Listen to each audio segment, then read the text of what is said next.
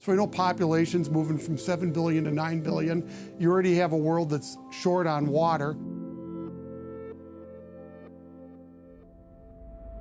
Every country on the planet feels some sort of pain.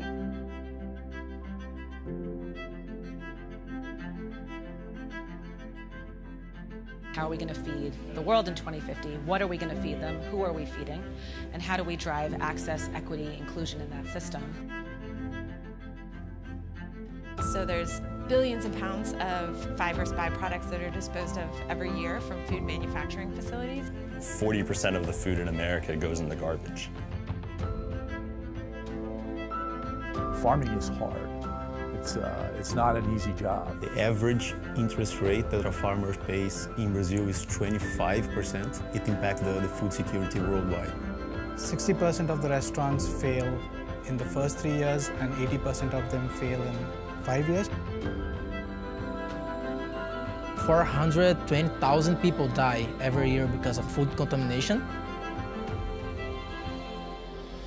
And one of the reasons I was most excited about this program specifically was not just the impact that we can have helping entrepreneurs succeed. It's also about when we do have that impact with those entrepreneurs, they can impact the world. They are immediately going to have global impact because food impacts everybody. We have solutions to literally global problems that can help feed the world. We've got the technology to not just help people make better food choices, but we've got the technology to help people make better food choices for the planet and themselves. Pepper can cause an impact of, just in the US, of 35 billion across 700,000 locations. And in similar economies, it can cause an impact of 80 billion. How can we improve manufacturing to be greener, be more efficient? So we want to help smallhold farmers all over the world get more of their product into the food supply chain. By sourcing ingredients from byproducts, we're actually able to reduce food waste and keep this nutrition in the food supply chain. People should be able to invest in their own food, and this is the beginning of how we are going to make it happen in the future. And we have to do it. There's just no other alternative. Either we can stick with old technology and old systems that are keeping us back, or we can push forward to the new generation.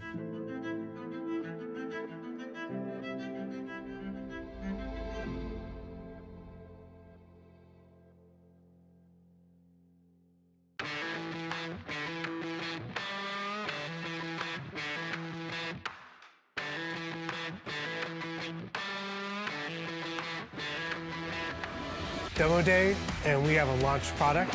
We have almost tripled our customer base. Mission accomplished. IFS had an aha moment sitting literally at the same table with another Techstars startup. Through the intensity of this program, try and build an MVP, build a demo of the products, it was just been absolutely insane, one thing after the other. These companies have worked really, really hard over the last 13 weeks. I love talking to entrepreneurs as they come out of Techstars and ask them what they were thinking when they came into Techstars and how much has changed. We had high expectations, but we still can't believe how much we have achieved.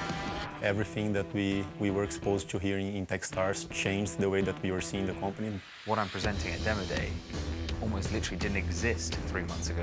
It was just, at best, an idea in our head. Techstars plus Twin Cities, plus all the 8 companies here, it changed completely my point of view of how to be an entrepreneur. They're going to leave the program not necessarily on a different trajectory that they came in, but on a much accelerated trajectory. Demo Day is really like the exclamation point on this huge sentence we've been building throughout program. I'm excited about Demo Day. I am pumped for Demo Day. Demo day is going to be like, wow. Demo Day gives them the opportunity to become really good at talking about their businesses. The practice pitches get scored out of 10. We actually have to all be at 8 or above to be allowed to actually speak on Demo Day. Part of what they are trying to accomplish by Demo Day is being able to present how they are going to take over the world. They're now going to get up on stage and tell the world what they've done and how much they've gotten done.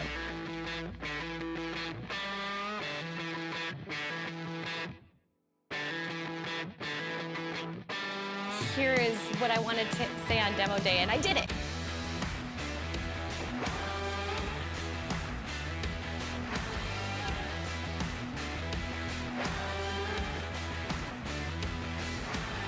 Demo Day is going to be the place where people are going to say, wow, you did that in 13 weeks, so imagine what you're going to do in the rest of the days.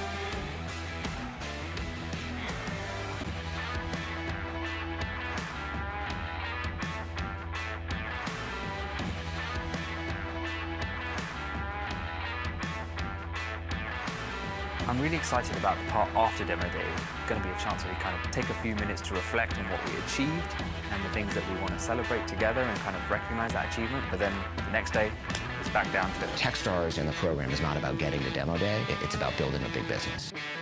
That's the end goal here. It's not to have a great 13 weeks. The end goal is to set them up for success for the long run, and that's one of the things that Techstars does really well. They're graduating, but we'll always be their counselors. So Techstars doesn't end after 13 weeks. I fully expect to talk to most of these founders on a weekly basis. We really do consider ourselves like the other founder of the business. When you graduate from the Techstars program, you are forever a Techstars grad. Techstars is for life.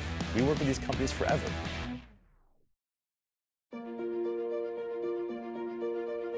Nine out of 10 companies in this world fail.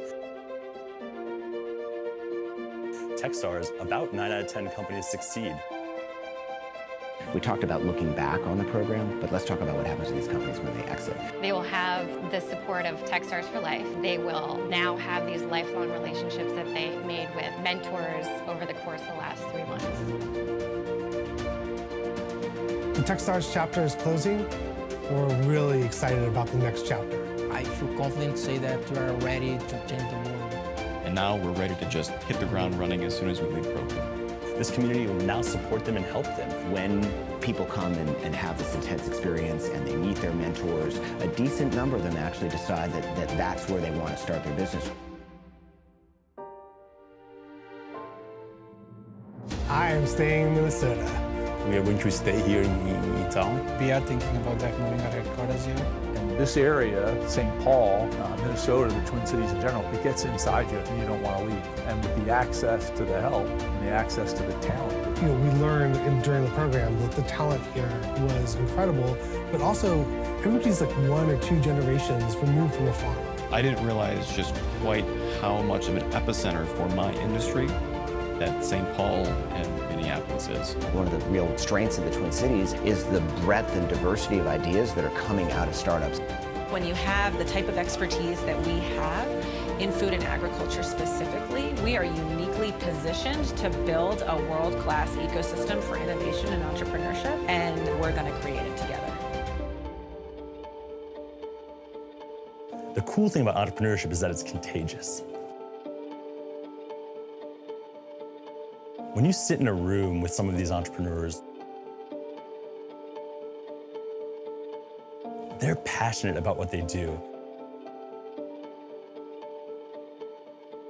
It makes you want to help them.